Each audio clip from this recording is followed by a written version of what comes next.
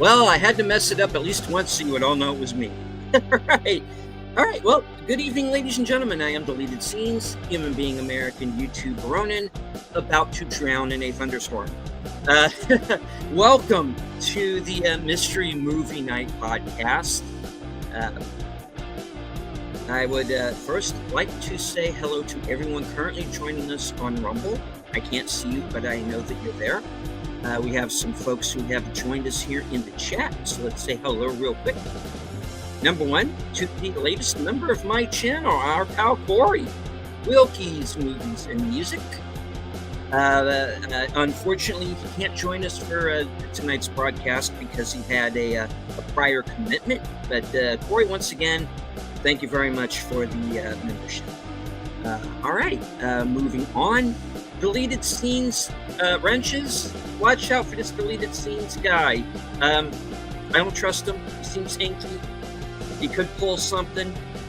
I don't know. All right, moving on. Sergeant Giratina, friend of the channel, Enigma Severus.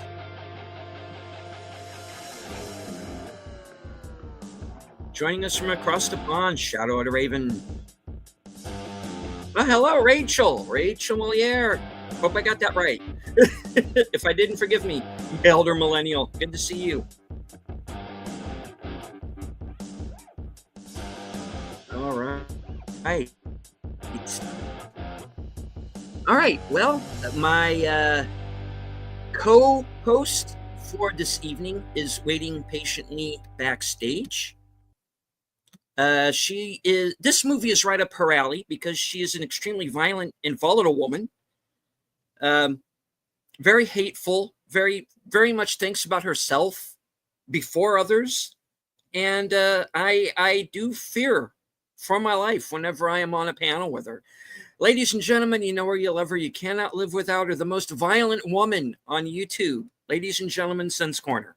Okay, I'm armed with stapler remover this time. How about that? No. And I stabbed myself with them right before. Damn it, man. Oh my gosh. I told you, she is violent, and when there's no one around, you know, she will self-harm. It's weird. You do not want sharp things around this woman. You just don't. I declare, my reputation is getting so big now. All right. So, first and foremost, how are you? I'm doing good. I have watched a lot of movies. I saw Highest to Lowest today, and I'm still processing that one. And then I'm still processing last night's. Mm-hmm.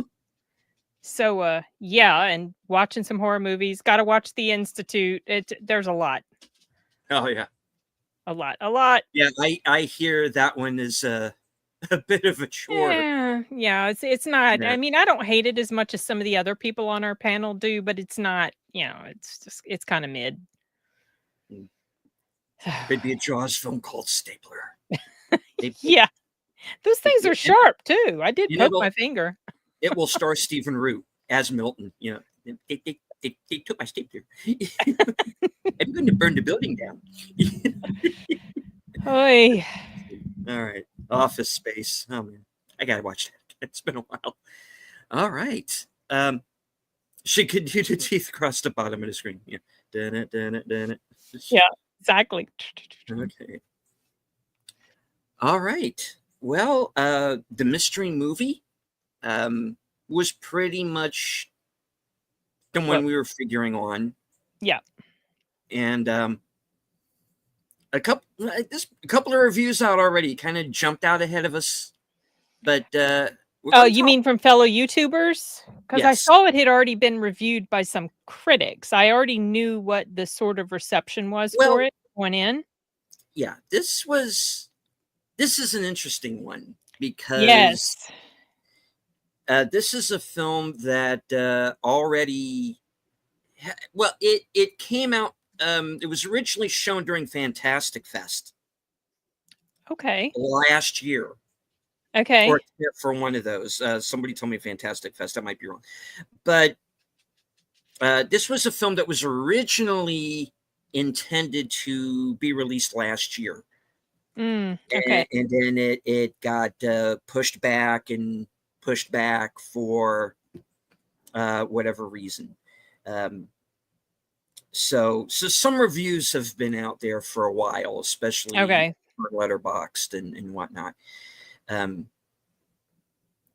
It is a movie that is based on a true story, one that I was not personally aware of. Same. All I knew about this movie going in was a 71-second teaser that really doesn't give the film away, really. I didn't watch a teaser at all, but I did know, one, it was directed by Ron Howard, and that it was based on true events. I had toyed with the idea of going to see it, this obviously before the mystery movie. But then I was like, well, it's based on these true events and nobody really knows what happens. I was like, well, I don't know that I'm interested then. So I decided not to get a ticket for it. But saw it anyway.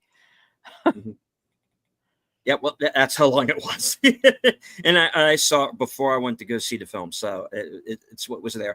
And to that teaser's credit, it doesn't give anything away other than you know who the lead cast is, and the supporting cast has some familiar faces I wasn't expecting to see either. But yeah, so I knew pretty much who was in it. I knew a general storyline. These people were on this island and things were going to go wrong. That's really all I knew. I didn't know it was a true story or anything like that. Hello to Logical Spark. Oh, you didn't know it was true before you saw it? No. Oh, because so the teaser doesn't say that. And hello to a Double Feature podcast. I'm glad I knew that going in, because some of the issues I had with it really shouldn't maybe be issues, because it was based largely on true events. So yeah. All right. So the last night's mystery movie was Eden. Second Sydney Sweeney movie I've seen in less than a week. I saw Americana on Saturday. Yes. And your review is now up on your channel? Yeah. For Americana? Yes. Okay. All right. So, this was Eden, directed by Ron Howard. Sydney Sweeney is in the film, and a lot more of the film than I was expecting. Also, Jude Law, Vanessa Kirby, Daniel Ana de Armas. The kid from All Quiet on the Western Front. Oh, okay. He is in here as well. Okay, I didn't see that. The lead actor from that. Franz Kemmerer, I think is his name. Toby Wallace, who we've seen previously in The Bike Riders. He's also here. Wait, who was he in The Bike Riders? Wait. Yeah. Who was Toby? Yeah. Wait. Remind me who he was. Here or The Bike Riders? In here first, remind me. Robert Phillipson. Oh. Gosh, then who did he play in The Bike Riders? He was the punk kid that kept trying to get into the gang. Oh, that little shit. Okay. Yes, the little shit. Okay. Yeah. Which is why I pretty much hated him immediately. You immediately hated him. Which I think you're supposed to. Anyway, Nicholas says, I know nothing except deleted 71-second reference to the teaser. Welcome to Agent 57,000 DM. Film premiered, at TIFF, September 2024, released in Germany, April of 2025. This was an A24 film too, right? No, I'm sorry. I'm confusing that with Highest to Lowest, which I saw today, which is an A24 film. Okay, sorry. We also have in kind of an extended cameo, Richard Roxburgh, the Australian actor, was kind of the sidekick villain in Mission Impossible 2. He was Dracula in Van Helsing with Hugh Jackman. Okay. And I thought his face looked familiar. I didn't recognize him at first until they went to the credits and went, "Oh, okay, that was him." Okay. because again, it's a situation where he's made up to look like a real life individual. Mm. All right, so the basic story is you have a German doctor played by Jude Law, Mm-hmm. who moves to the island of Florina. That's in the Galapagos Islands, where he intends to kind of be away from the world, which he's convinced is going to destroy itself. Along the way, two other groups of a German family, who is Daniel Bruhl and Sydney Sweeney. Mm-hmm. And Who, I might add, Sydney Sweeney, I thought did really, really good in here. And she I thought knocks her this out. accent was really good. Everybody I thought Yeah. did a very good job, but I was Mhm. super impressed with her performance in here because I Yeah. think this is more recent than Americana. Not that she was bad in Americana, but that was filmed 3 years ago. Mhm. So, and this is probably more recent, so it feels like her acting chops are a little bit more polished. Yeah. Okay, so go ahead. For Carry sure. on.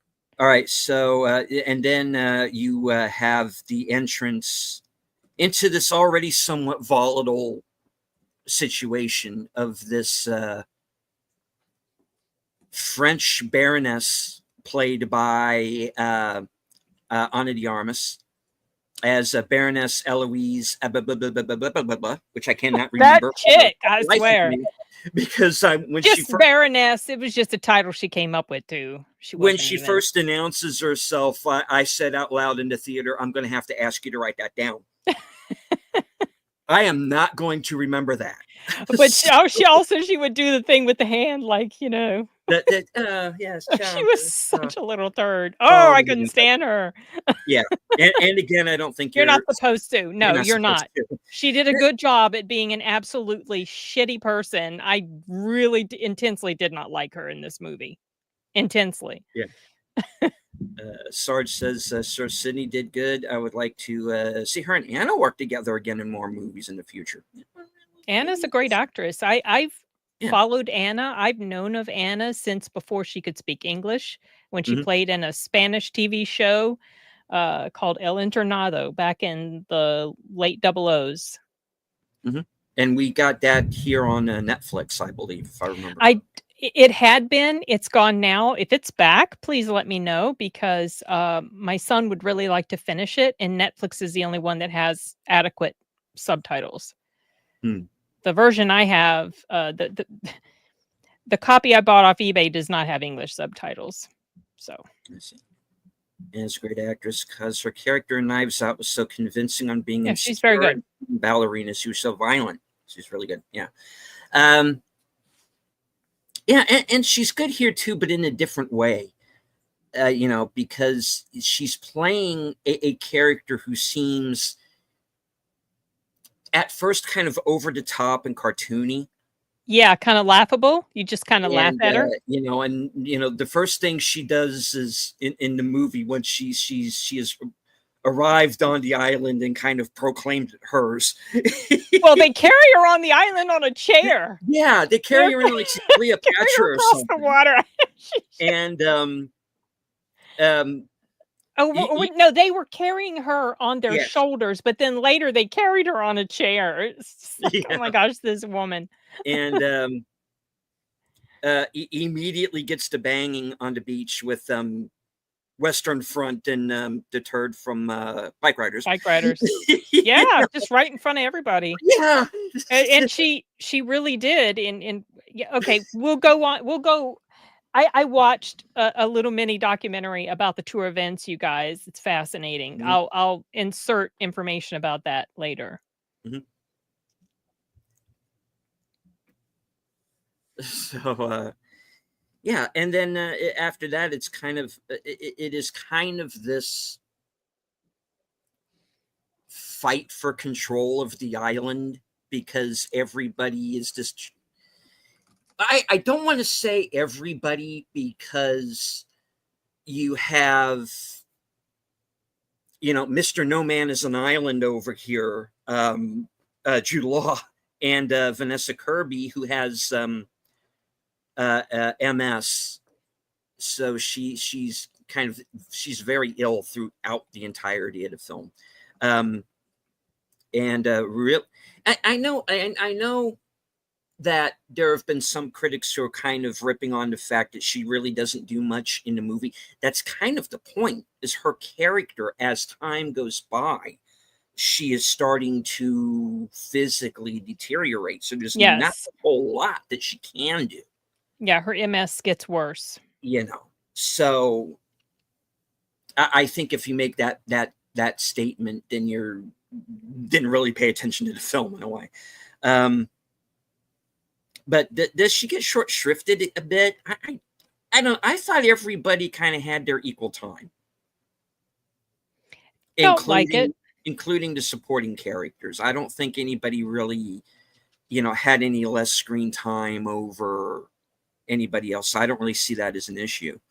But anyway, I'm kind of jumping ahead.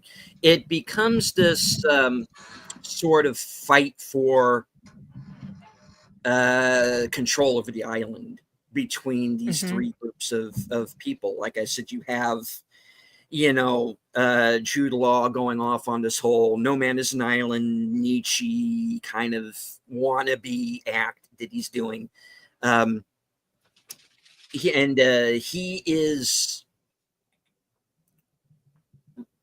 claims he's writing a book, but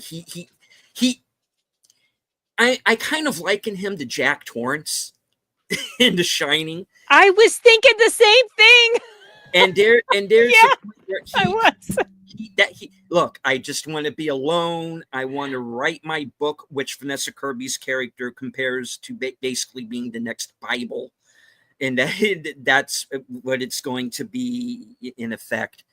And there's even at one point this sequence where that's on him for quite a while, for like a minute and a half, where he's just typing. He's typing, and he's like, he has this hands over, and it's just X's. Yeah, because he just has writer's block. He can't come up with what he's trying to say, and he just like bang, bang, bang, bang, bang on the typewriter, and then he shoots it. How's it going, darling? It's going fine, dear. In that Germanic voice he's got going, and so anyway, he has been sending dispatches off on this supply boat that comes by every once in a while, and as the film progresses, there's longer and longer periods of time that this supply boat shows up, and that comes into play by the end of things. And so he's sending off these dispatches, and Daniel Bruhl's character has been reading them, and this inspires him. So he packs up his son, who is also suffering from some illness. TB. Okay. And they were supposed to put him in a sanatorium, but he didn't have, or was it sanitarium or sanatorium? Where they used to send people with TB, and they didn't have the money to do that, so they felt like coming here would be a chance for a fresh start and good for him for his health and his lungs. So he packs up his son and his new wife, who is Sydney Sweeney, who is Margaret. Think so. Margaret Whitmer, yeah. Franz and Margaret Whitmer, and so he packs up his son and his new wife and takes off to this island, kind of expecting what the title says, the Garden of Eden, because that's the way that it's been kind of advertised, by the media. Law, and by the media. Well, also the media. I feel like the media kind of hyped it up too. Yeah. And so they come to the island, they find Jude Law and Vanessa Kirby out in the jungle, and this kind of jungle-ish area. And he's less than thrilled. Oh yeah, he's not happy. He's not happy. But after a while, once first he sets them up to fail. Yes, he does. but they don't. And they Yes. kind of, and they thrive, which is a great scene when he walks back up on the mountain to all this, hoping to find them half dead up there, basically, and to find out that no, they're kind of actually sort of doing better than he is. Yeah, they were, because the pig had come in and eaten a lot of his stuff or something like that, and he was really, really angry that they were doing okay. Yeah. So so he's like, all right, fine, you know. Uh so this kind of so there's kind of this very tenuous piece between them. Okay, you seem to be thriving, whatever, you stay, it's fine, who cares, stay out of my hair, I'll be fine, you know. And then Ana de Armas and her entourage show up, and she claims that she's going to build this tourist hotel on the beach net. She has this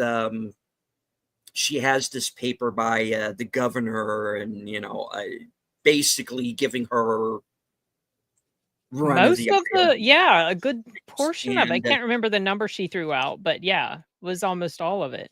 yeah, and so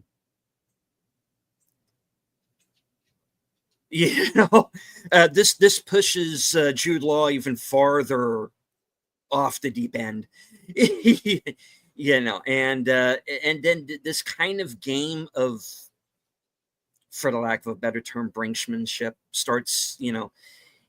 Everybody's starting to, they're stealing each other's stuff, and setting their animals loose, and all of this plotting against one another. And, and then you have the within the group kind of situation going on, especially with Ana de Armas, because she's playing the two men in her group against each other as well. So She was. Oof. Everybody is plotting and being devious. And then you have the other side of the coin, which is Sydney Sweeney, who's just trying to get along with everybody. Yes, exactly. Hey, okay, look, we're all here now. We can coexist. We ourselves have proven you can survive on this island. And then basically they're trying to one up each other, and all hell breaks loose eventually. Someone mentioned, compared it to like Lord of the Flies for adults. Yeah. Yeah, kind of. I would say that. Yeah. And hello to Big Al Presents. Hey, Big Al. The host of Films with Friends, and the creator of 10-Word Review. Yeah, I don't want to ignore the chat. Let me did he type all work and no play? No. but he may as well have been.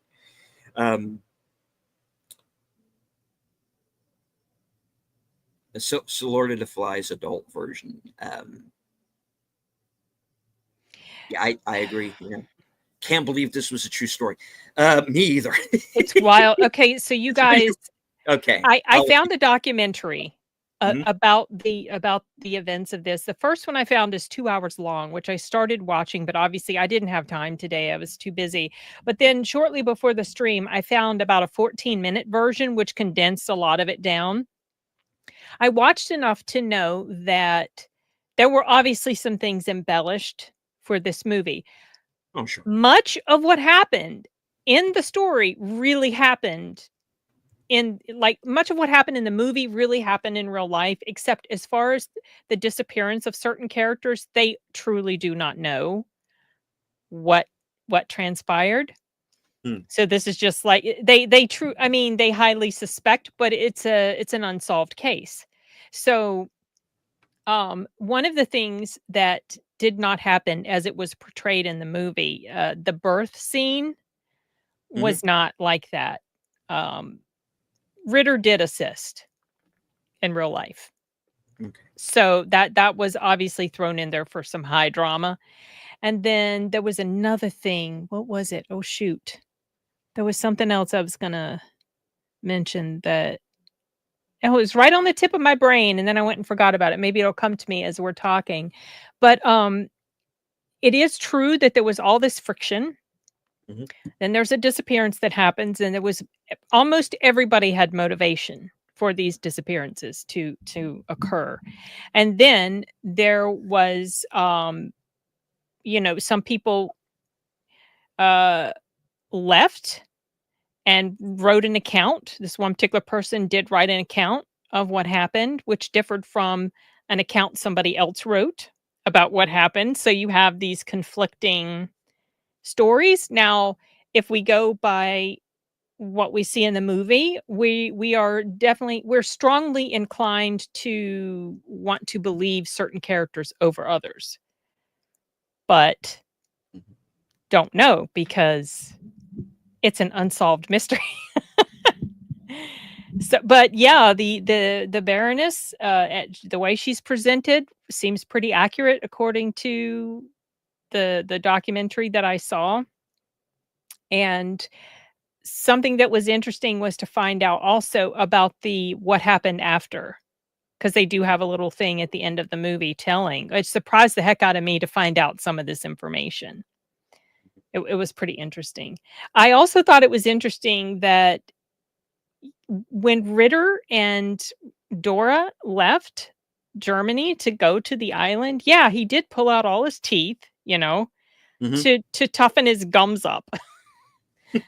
That was just, and it took me a bit to realize when I was watching Jude Law that he had no teeth. Like it was just supposed to be gums. I'm like, oh yeah, that's right. They Yeah. did talk about him pulling his teeth out. Oh, that was disturbing. Oh, another thing. This is what I was going to say. So in the movie, you see there's this very odd sort of relationship with him and Dory. Mhm. Whatever her name is. It's Dora. spelled Dore, but I think It's they called her D-O-R-E, but Dora. they call it Dora. Dora. It's pronounced Dora, yeah. Even though So it's yeah. I don't remember if they mentioned this in the movie, but they both had been married to other people. They left their respective spouses, ran off to this island. Mm. Well, in the movie, it shows them as still kind of pretty much a couple, and towards up until almost the very very end. Mhm. Then you saw how things fractured and everything. In the documentary that I saw, sounded like things started fracturing between them pretty early on. So I Mm. don't know how cozy they really were by the time the other people came along. Not sure. But some of the issues that I had with this movie were things like, there's the scene where she and Jude Law are having their little confrontation with each other. They start to mess around, and he pulls her tooth out. I thought that scene was really stupid. I just thought I didn't like that scene at all. I was like, this is really dumb. Also, sometimes it felt like there were these weird narrative flows where Mhm. people would behave a certain way, then in the next scene they seemed to be acting completely different than how they had just acted. And I don't know, it was strange. This didn't feel like a Ron Howard movie to me. I don't know. I had some problems with the way the story was told. And I truly feel like I would have enjoyed just watching a documentary about it instead. Hmm. Not that I outright hated this film, Oh, no. because it's a pretty interesting depiction of what really happened, and this is a wild story, you guys, like, It is. seriously wild. And hi, Basco, how are you doing? That's good Um, scenario. Good to see you. it it's I had this weird mix of emotions. So Jude Law and his girl, they're Mhm. there. Then the what was it the Whitmers or the Witters? The Vitters or whatever, Sydney Sweeney and her husband, then they come along, Mhm. and then that's when Jude Law, in the movie anyway, like, things start to fall apart for him because he does not like the idea of sharing anything. And then here comes the Baroness, and things get even worse because she Yeah. is so conniving. She is very clearly presented as the villain in this story. She is terrible. Like, she is really, really bad, and you hate her intensely. I did anyway. And it's so interesting by the time it ended up and you see how almost like the tables turned in a way with some of the characters, Mhm. like ones that ended up everything ended up working for them in the end and what happened afterward. I thought that was fascinating. I'm trying not to spoil it in case you guys want to see it. Yeah. I want to stay away from spoilers on this one Yeah. too. I like this movie quite a bit. Does it Okay. have issues? Yes. It's got some feels like some pacing issues too, and it feels like there was a It lot of does. repetitive stuff Um, happening. Like I didn't feel like we needed the repeated scenes of stuff demonstrating to us just how toxic the Baroness was. We knew this yeah. Um, already. there is a point in the movie where I was just like, okay, we know what she's going to do. Can we skip ahead? And the men around her were so stupid. Yeah, incredibly stupid. Good lord. Which is why when she tries her whole feminine wiles on Hancock, Richard Roxburgh, Mhm. and he doesn't go That for was a funny scene. it. I People were was like, laughing. yes, thank People you. were laughing. Finally, someone who doesn't fall for it. Um, and that was actually the scene that kind of turned the movie around for me a bit because I was honestly I was starting to get a little bored. Yeah, it's long. and then It's 2 hours and something. it's well here's the thing that's interesting. It's the exact length as Weapons. They're both 2 hours and 9 minutes. Okay. Weapons felt well paced and it doesn't feel like it's as long as it is. This one I was starting to feel the time a little. Yeah, same. Agree. Agree. Yeah. Which is not to say again that I think the movie is bad. I don't think it is. No. I think it's one of the better movies this year. It's not bad. I'm just not it's not gonna make any of my top lists. Um, But I do think it's worth watching I'll for see. a dramatization of the true events. Just bear in mind that some stuff has been sensationalized, like the birth scene, sensationalized. Yeah, and Sydney Sweeney and birth scenes Someone mentioned that in the Regal thing. between between this and Immaculate. I think she's got a lot of practice now for whenever she becomes a mother, if ever it happens, she might know what to expect, or maybe she'll be a little bit surprised that it's not quite as dramatic as that. There's always Also, some in movies and TV shows, they always show like all of a sudden the labor's like, oh, no, it doesn't work that way, y'all. That's such a pile of crock. although and hello to both the bird woman of YouTube, Connie Cleary, and of Hey, course Connie. the voice of Northern Oklahoma, Curtis Selby. Good to see you, sir. Hey, Curtis. Yeah, I loved Weapons And of too, course, Curtis. FKHG 2005, and we know our son's mine. So we're moving on.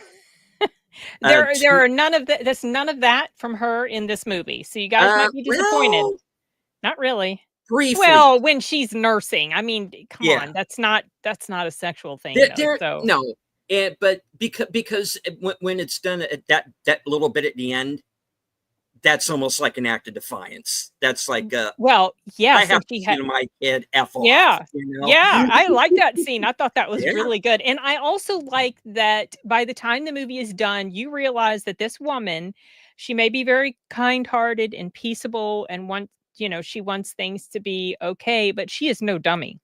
No. So I really liked how that worked out in the end. When by the time they get to the third act, she has everybody's number.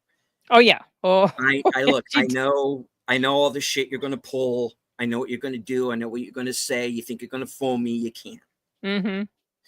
Yeah, I mean, she figured out what might end up listen to me and my grandma. She figured out what might possibly happen before it even occurred to me, as far as the potential trouble that someone might get into.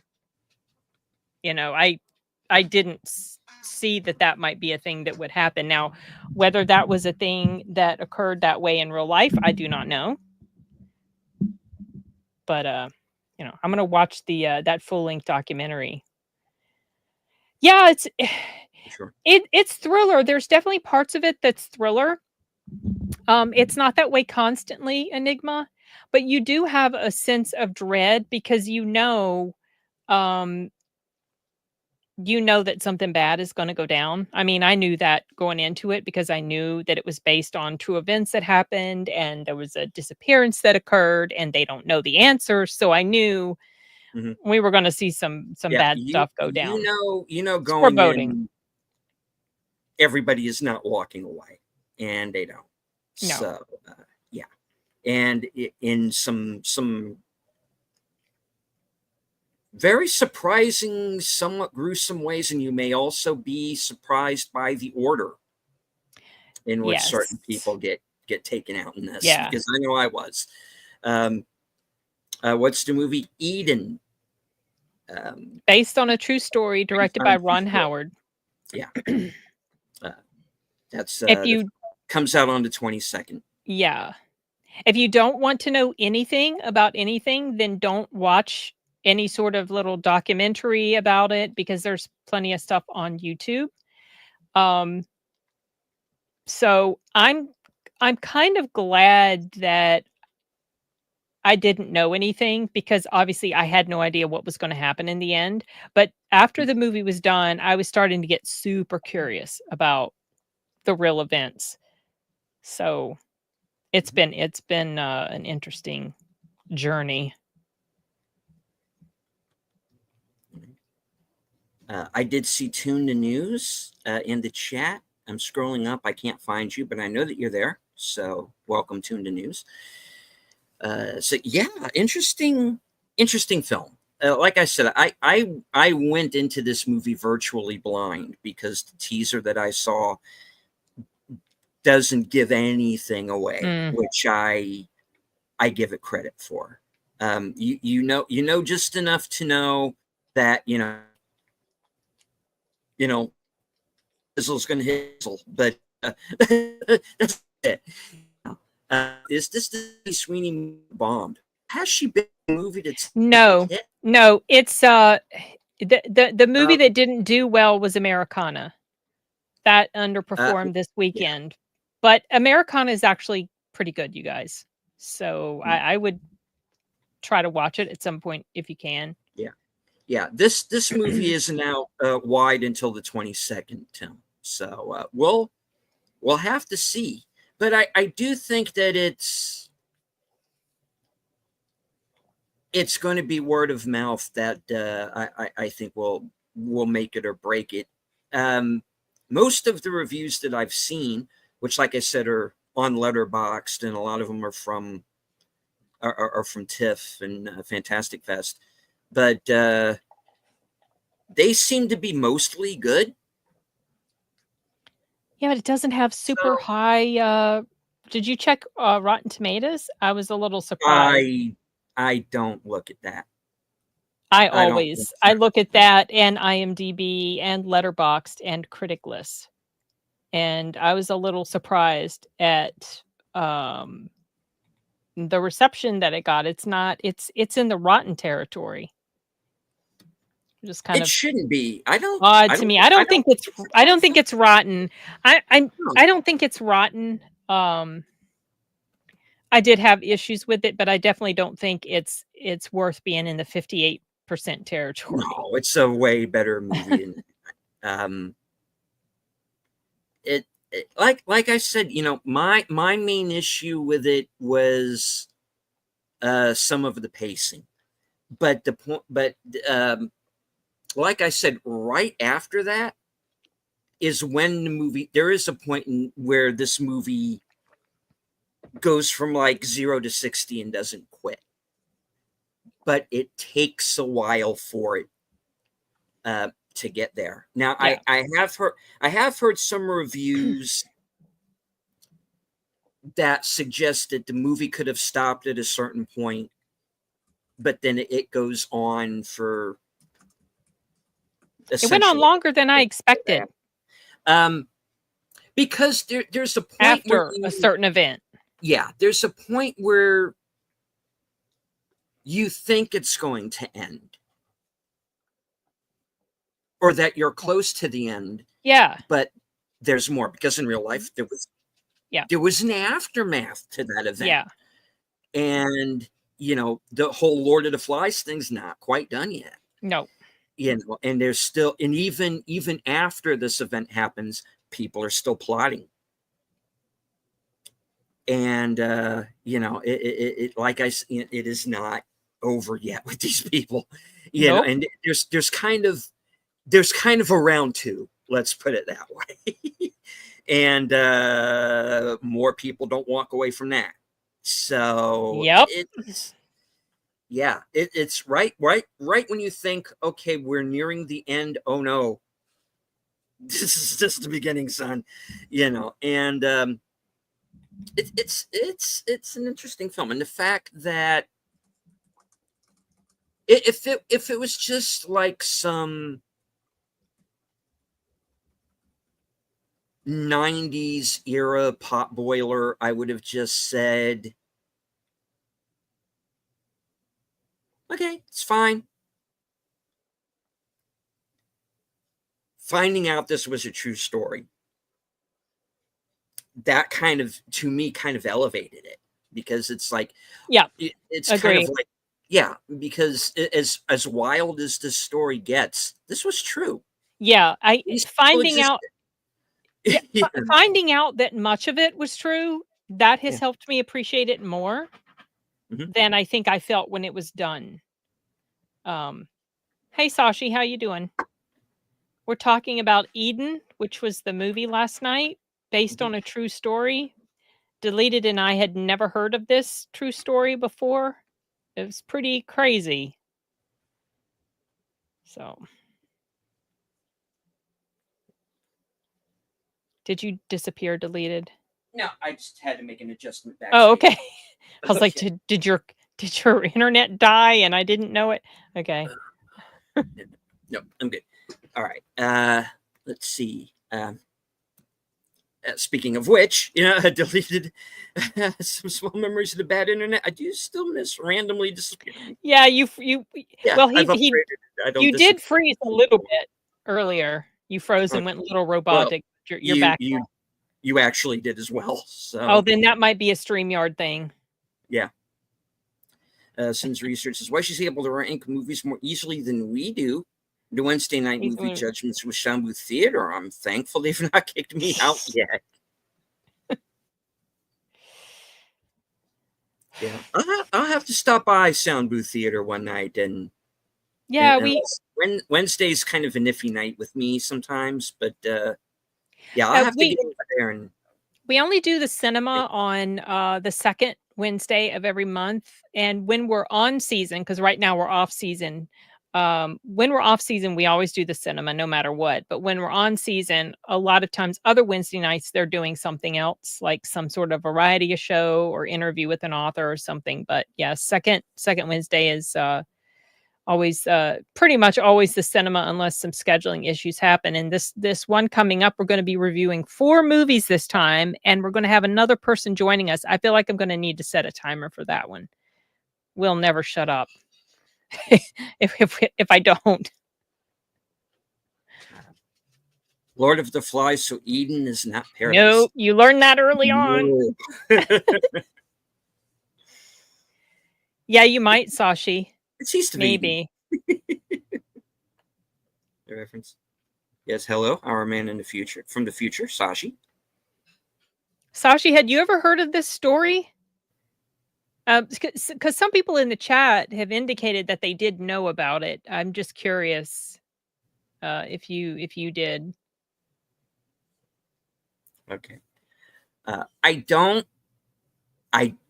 To reference Sashi here, I don't know if you can see it in that way yet. Hold on, I'll check. My advice, I would actually say this is worth going to the theaters to see it. Might not come to the big screen for him. Don't know. Oh, okay. In his area, yeah. Yeah, that might be a thing. Yeah. Yes, Sashi, it is. Okay. I'm not It familiar is. with that one, Enigma. Yeah. I checked another place. Looks like it is. We do not condone I'm not saying a thing. arg ye mateys. I Wink, was wink, just confirming nudge, whether it know was what I available. mean. But I do understand, people wanting to see newer movies and not necessarily, and might be in a situation where, they can't, for whatever reason, leave the house, or, Well, maybe there's other things going on in certain parts of the world where yes. maybe you So, can't travel out. You got to do what you got well, to do. like in Sashi's case, it seems to me, from what I understand, it seems a little limited as to what they get. There was a recent movie that he told me was in his area. It might have been Weapons, but they don't always get what we do. Sometimes never comes to the big screen there. So, you know, Welcome. New name, Eugene Johnson. Good to see you, sir. So I would hey, Eugene. check it out on the 21st. But I'm already watching Black Swan on IMAX. Oh, are they re-releasing that? Right on. Yes, they are. Good film, I thought. Full Contact Tchaikovsky. Give me more of that. Yeah.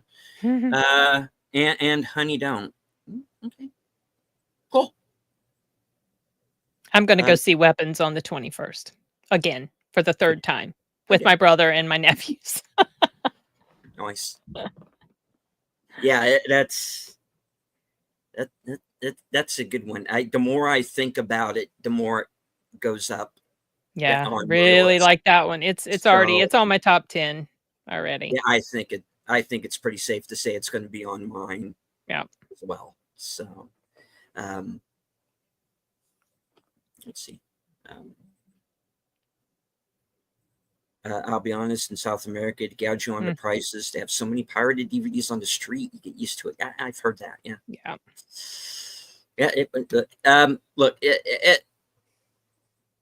Look, we're not going to beat around the bush. We know pirated DVDs are out there. I was even given one at one point. You were? I was given one, and yeah, you could tell it was a not ready for prime time version of that particular film. Oh, it was that type. Okay, I personally prefer where exactly did you get this? I prefer the official outlets, but I'm fully aware of what's out there. And well, I did see the work print version of Minecraft. I saw the work print version of Rob Zombie's Halloween, the one with a totally different ending than what happened in the theatrical version. Oh, years ago. Yeah. Okay. Yep. Yeah. So, yeah, this is an interesting film. Check out the movie and then look into the real life story. Real life events. Oof, you guys. And the final stuff, the final wrap up information, I just was like, wow, okay. It's that could have almost been a movie in and of itself. That was very interesting to me. I could almost see the movie starting there and then just having it be flashbacks, a flashback, which I'm kind of glad they didn't go that route, because I'm kind of getting tired of like having these long setups for movies and then like 3 days earlier, and I'm like, yeah, right. So I'm kind of glad that they didn't do it. They use a lot. And yeah, I mean, it's an interesting film. We might be I'll go out on a limb here. We might be seeing this at Oscar time with a couple of these performances. You think? The one that I think could happen, and one that I would very much like to see happen. I'll put it that way. Tell us. What do you think? Honestly, I would like to see Sydney Sweeney get a supporting actress nomination for this. I would as well. She, she was very good in here. I think Ana de Armas is a possible. She was very good in here. She was, like I said, her character comes off very over the top and cartoony, but when you as the film goes deeper into her character and you find out some things about her, you understand why she's like that. And it kind of, okay, this is like a whole other level thing going on. So and it's not something that necessarily excuses her bad behavior. It just gives you a little bit more understanding as to why she is so toxic. How she ended up like this. Yeah. Yeah. And I got so tired of hearing her talk deleted. I just wanted to just reach through that screen and I really intensely dislike this one. There was a point and says, remember when she was a hologram? That was fun. Oh, you mean like in Blade Runner? Because it's like, why do I like her better when she's essentially playing something that doesn't exist against when she's I like her a whole human being? I like her better when she's playing a good person. Obviously, I guess it's that I don't know if it's that because there's some people that are just really, really bad in movies and they don't play it well. Like they're playing bad characters, but they don't really get under your skin like she did. She really got under my skin, and I think part of it is just because of how conniving she was and how easily she was able to manipulate the men under her control. They were retarded, y'all. They really were. Oh my gosh. Well, one of them was just really bad too, but the other guy, he was. Because you have the one guy who's kind of an evil bastard to begin with. Yeah. He was bad. The other guy, and then spineless little. He's he is so easily swayed.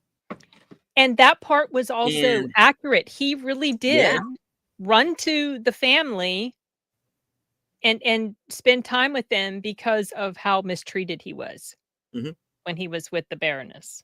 That was also something that was accurate. And the Sydney Sweeney's the character she plays, I think in real life she was probably a little bit more impatient or agitated with him than it showed in the movie, because she felt he was weak. In real life she felt like he was just weak. Oh, thank you, FK. That's Tim. Okay. I've now learned that FK is Tim. There it is. Thank you. Much appreciated. Let me scroll up because I think we might have missed somebody walking in here. I thought I saw Andrea Black in the chat. Oh, and yes, yours? I did. Welcome to Andrea Black. Good to see you. The movie we're talking about is Eden. True life, true crime thriller. Yeah. Takes place in starts out in 1929, but the bulk of the action takes place in early 30s. Yeah. So which is another thing that the teaser didn't give away, which I thought was interesting. Okay. Yeah. Well, like I said, I haven't seen the teaser, so I don't know. Yeah. Which I applaud it, because so many trailers give so much of the film away, and everything I've seen on this so far gives away none of the film. In fact, in that teaser, I think it's all from like the first 10 minutes of the movie, 10-15 minutes. Oh, really? They don't show any of the drama stuff? I don't think it does. It doesn't show Ana de Armas? It shows her, but it doesn't go into, well, okay, who is she? It doesn't go into into any of that. It's like a very quick flash of, hey, all these stars, they're on an island, shit goes down. That's pretty much all you know. You know, and but it doesn't give away when, where, who, didn't even say it was a true story. None of that. So I went into this thing pretty much blind, folks, which I think is probably the best way to do it. Either that, or there's just no marketing for this thing, which is probably also true. Well, it's just kind of interesting that would be the case, especially given the fact that this is a Ron Howard film. Yeah, and very unlike his previous films too. Yeah, that's what I'm saying. It doesn't feel like a Ron Howard film. No, but that in a good way though, because it kind of, this is the Ron Howard that did this is the Ron Howard that made Ransom, folks. It's that Ron Howard. It's that in your face, you know, F you, we're ready for anything. That's the Ron Howard that directed this movie. Backdraft, Ron Howard directed this movie. Oh yeah, that's right. He did that. Yeah. So sorry, yeah, giving my baby girl water. It's interesting. It doesn't feel like a Ron Howard movie because it doesn't fall back on some of the tropes that you can find within his films. You know, you are on this island with these people, you know, and it's not a place you want to be. You know, no, Ron. They were desperate though. You know, this was this was in the years leading up to World War II, and I feel like they could, well, especially the family. Mm-hmm. I feel like he could kind of tell where things were headed, and they just wanted to get out. You know, because one of the things that the film explains is that Daniel Bruhl's character, Franz Whitmer, he was in the First World War. Yes. And he is obviously still dealing with that. You know, when he gets to the point in the film where he has to pick up a rifle, that's difficult for him. And you can tell. And they don't even really say anything either. You can just, the way that Daniel Bruhl plays it is very, very much, he's obviously keeping this, you know, all inside, because he really doesn't discuss his wartime experiences, very little, if at all. But when you see him hesitate before he picks up the rifle, okay, that's when you get it. This is, I've been here before. I've seen what it looks like, and I don't want to go back to that. Yeah, but there were forced things. Into this. I am now forced into this situation where I have to act, and you know, it's like he and they say it in the movie. There's a point where he's kind of forced to choose a side. Yeah. And he for better or worse makes that choice. So yeah, it's interesting. There's a lot going on under the surface of this movie too, and that's one of the things that I like about. I like this movie quite a bit. There's our time. There we go. And yeah, you know, there's pacing issues. That's really my chief problem with it, is if they could have found a way to shorten this up by maybe 10 minutes. Agree. 10, 15 minutes. Agree. I think it would have been, I don't think it really would have hurt the movie any. No, because some stuff was repetitive already. Yeah. With the Baroness, just repetitive stuff. Some repetitive stuff going on with Ritter and Dora's character. Mm-hmm. Oh, meter aid. Outstanding. Okay. Oh, Thank you, Midnight Sets After Dark, Tom Connors. oh, Thank you, sir. Right on. right as we're finishing up. Well, we can go on a few minutes. We got a few minutes. We have Delu, who has joined us. Thank you, sir. John Evan, Retro Guy Bear. Hello, everybody. Thank you. I was wondering how we got that jump. We have over 100 people watching right now. Oh, wow. Thank you Okay. very much. Okay. Yeah, they all came Okay. on your end. I mean, I have a decent handful watching on mine, All but right. I didn't get a raid. So y'all who just Yes, came we in, do. we were talking about Eden. That was the mystery movie last night. It's a Tom Howard. Oh my gosh. It's a Ron Howard film based on a true story. And the true story is crazy wild. And most of what is depicted in here is part of the true story. There are some embellishments, not much though, really, not much. So it's if you like true crime sort of thing, if you like true crime sort of, mystery thriller-ish things, because the story of this is still unsolved. So Ron Howard shows, I guess, his or whoever actually wrote the screenplay, their interpretation of maybe what happened. He was one of the writers on it. Was he? Okay. Yeah, it's an interesting story. I had never heard of this true story, but now it's really on my brain a lot, and I'm in the middle of watching a 2-hour documentary about it. I will try to remember to come back and post links to the documentaries that I found in the description. No, maybe I'll pin it to the in the comments, so it'll be one of the top comments. Okay, yeah, we'll put it in the comments, folks. There's a short like 15-minute documentary that, I can post. Yeah, and there's also a 2-hour documentary as well. So I can post those right now, but I'll also go and post it later in the comments. So the 14-minute and 45-second documentary is this one.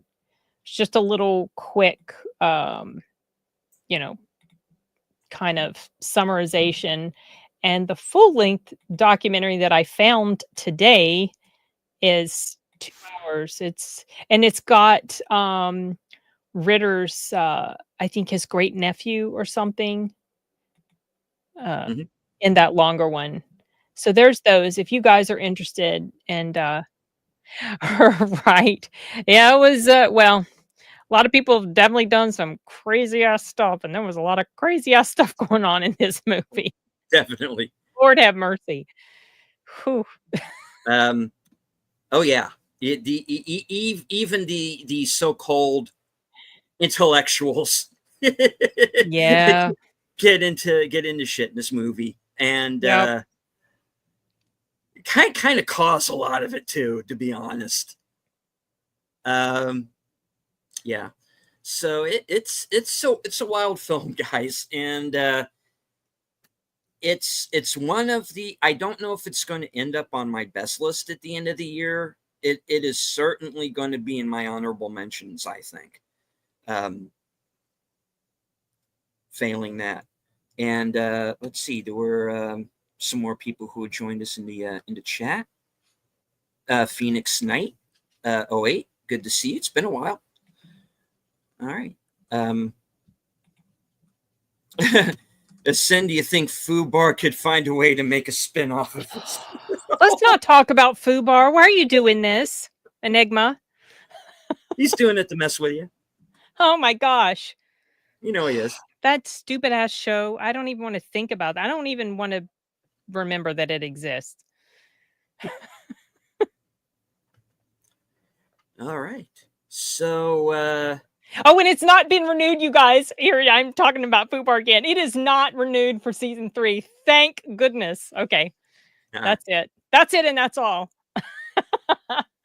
How does this compare to Boneyard? Two totally different movies, Curtis. Come on. Well, okay. Boneyard is also supposed to be based on a true story. You couldn't tell from that movie, but okay. I don't think I Um, saw that one. you didn't miss anything. I always. It's a VOD movie. Oh, okay. Yeah, Oh, yeah, I where definitely didn't. everybody is miscast. Mel Gibson Yeah. was good though. Okay. Um, Yeah. but yeah. So I am. Yeah, I like this movie. Like I said, my biggest complaint is they could have taken 15 minutes off of it, and I don't think it would Yes. have hurt. The wild parts, it seems, are true. Some embellishments, okay, Mhm. understood. For Birth drama scene is a purposes, definite embellishment. makes Just sense. so you know, Ritter did help Um, with the birth in the real life. everybody is very good here. Sydney Sweeney, I think, performance-wise, this is the best thing I've seen her do. Period. Yes, she was. She's Oscar Yeah, level in this, I think. she was Um, very good. Ana de Armas very good. Everybody was pretty good here, even in the supporting roles. So I think we're both recommending this. Yeah, I would recommend it for sure, Yeah. especially if you like true crime stuff. Oh, absolutely. I definitely want to. Oh, thank you, Enigma. I definitely want to look more into the story and kind of carve out some time and To watch that watch the documentary. documentary that's out there, because this was what happened was a bone of contention between the survivors for many years after. So Mhm. yeah, it's so Two even of when you, them writing competing stories. yes, Books, not stories, books. books, yeah. So when the events of this movie were over, they were not over by a long shot. Mm-mm. So I feel like Ron Howard has picked what he feels is the most accurate version. Well, who knows? based on what I, granted very little I know so far, what's in based on only on what I personally know so far, folks. This is what, let me qualify that. What you see in the movie is probably what happened. But seeing how devious these people were during the course of the movie, one of y'all bitches is lying. One or Well, the other. in all honesty, the truly good people are it's the family. Yeah. Because they just wanna live their life and they Yeah. just wanna be left alone. They don't really cause or stir up problems. Um, that's the definite impression I get, that they were the good guys in this story. Indeed. That's the feeling I've gotten also from the little bit that I've watched of the real life events, but I'm hoping that full on documentary, that 2-hour one, will go a little bit deeper, but it definitely does give you the impression just by hearing what Ritter's grandnephew or something, or nephew or grandnephew said. Yeah, he wasn't that great. And that's one of his own family members. So Yeah. And hello to you, SRNG. I did see you in the chat. Tim says Germans are not an angry group of people, but when they are angry, look out. And that's for sure. These are a bunch of Germans on the island, yeah. And the Baroness, I think, was Austrian, so it's Oh, close. well, Yeah, she was I was Austrian. kind of having trouble kind of pinning down exactly where she was. Well, I wasn't And, sure at first either, because I thought maybe she was playing someone who speaks Spanish like she does in real life, but yeah, the dialect that she was using did not sound like a Spanish speaking person. So then later, in the little thing that I was listening to today, it was saying that she was Austrian. Pretty sure she was Austrian. yeah, So pretty close. yeah. Came in hot and missed all the context. Well, this is going to be up on both of our channels. We are simulcasting this, so check us out. Hit the like, say hello in the comments and all that good stuff. And Eden, go see the movie. We are recommending seeing the film. Yeah, I think it's one of the better movies this year. One real quick from Carl: if you like true crime, look into the Clydeck. Yeah, I murders. was trying. I unless it's something I have heard on one of the true crime podcasts. Okay. Oh, in Wales. Okay. Oh, okay. I don't think I've heard of this. Keep that in mind. All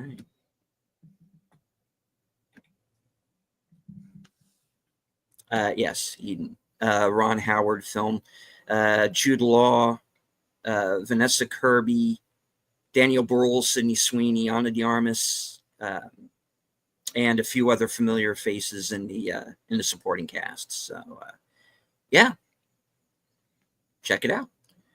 All right. Well, we do have to wrap it up because in 15 minutes is my next program live from Sparkwood in 21.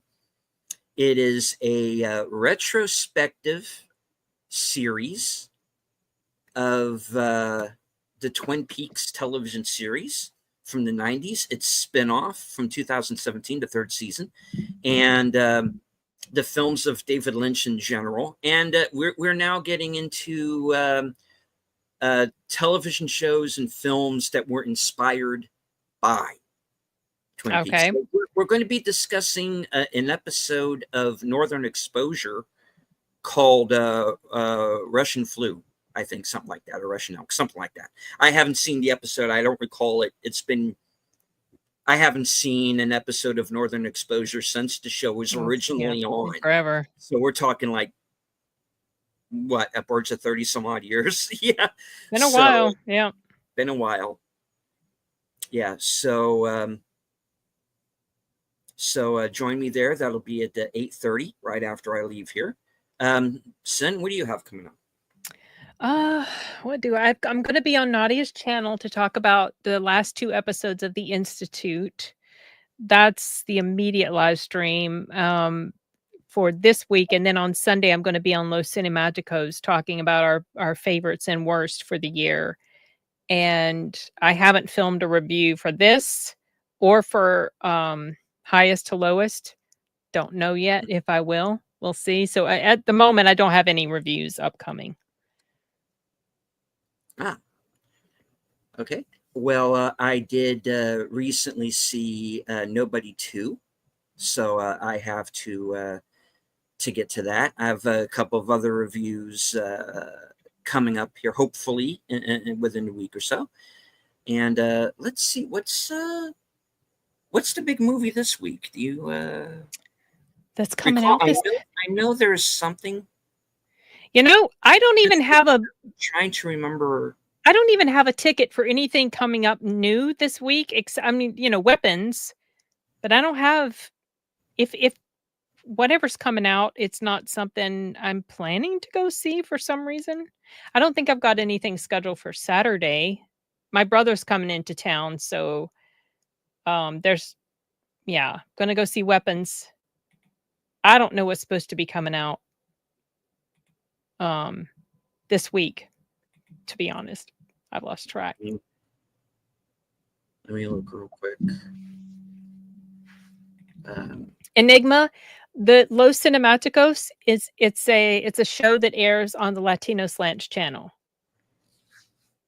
And I don't know yet what time it's supposed to be. So we'll see. Oh, you're going to see Nija too? I've heard of that recently. I'd not heard of that before. Relay, Rachel Relay was our mystery movie last week. Yeah. Wait. Which one are you talking about? The Amazing Beard Brother? Which book writer? What? You gotta help me. Are you talking about Anthony A. Perez? He's got a beard, but I don't know if I don't know what you're talking about, Enigma. I'm sorry. Oh, thank you, Rachel. These are the movies coming out. Okay, so I'm not planning to see Honey Don't. I've already seen Eden, and I've already seen Relay, so that might explain why I Okay. didn't So, plan. yeah, Honey Don't, Nisa 2, and Primitive War, which is the Fathom It's a event. Fathom event, yeah. Yeah, as it turns out, because that was my first guess for the mystery movie. But And I yeah, was like, "Nah, I don't think so. That's a Fathom event. I I didn't really know it doubt was a it." Fathom event. So, and then of course September 12th, it's Spinal Tap 2. So I'm looking I forward to saw the that. trailer for that. It looks funny. I've never seen the first This is Spinal Tap. I've never seen that, but I didn't realize it's kind of comedic, like a The comedic end documentary. continues, they call it. Yeah, the end continues. Yeah. Sashi, it's funny you would say Sasquatch brother because the brother that Enigma is talking about, he's the writer. He's the author of this was his first book. And my other brother, who's the artist, who's really big bodybuilder, he is super into Sasquatch. It's so funny.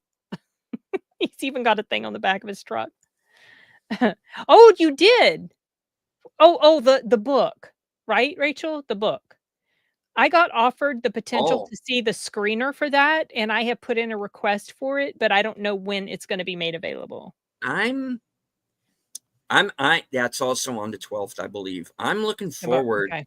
to that. I read the book in high school as Oh, it's that old. the Bachman book. It's that old. Oh, it was It's one Bachman. of his Okay. very first books. It was the Bachman. Okay. When I was in high school, I read this 4-in-1 book set called the Bachman books, and that was Rage, The Long Walk, Road Running Work, Man? and The Running Man. Mm. And Thinner was separate because that was a little later on. But and then that's when he got found out that Bachman and Stephen King were one of the same. So Well, yeah, by the time I read The Running Man, I knew Bachman was king, and that was in the '80s. That Hmm. was after I read the book after the movie came out, and I remember being surprised at how different the ending was. Oh, it's very different. I wonder if this upcoming movie is gonna be more true to the book. From what I've seen so far, yeah, Okay. it's about as close as you can get. But I'm looking forward to it because I definitely have some favorite parts from that book that I want to see if it makes it to the film. So yeah, I actually am. I have my misgivings when it comes to Stephen King. I am not his biggest fan, um, but he also wrote the novella Life of Chuck came from, and that's my favorite movie so far. So So good. Such a good yeah, movie. so we'll see how this turns out. I when I first read The Long Walk way back when, I thought that in the right hands it would make a good movie. So Okay. we'll see. Yeah, the book is always better enigma, but you can dream. All right, so we are going to go ahead and wrap things up here. Thank you to Tim for his super chat. I want to thank Tom Connors and everyone over at Mead for the raid. Much appreciated. Thank you, sir. And of course, thank everybody who is here in the chat, everyone who is following along with us on X. Sin, do you have any last words before we wrap it up? No, nothing new besides what I already mentioned. Cool. All right. From HQ and all points north, south, east, west, and beyond, good night. Take care. Stay strong. Be safe and healthy because this is how we win. Bye.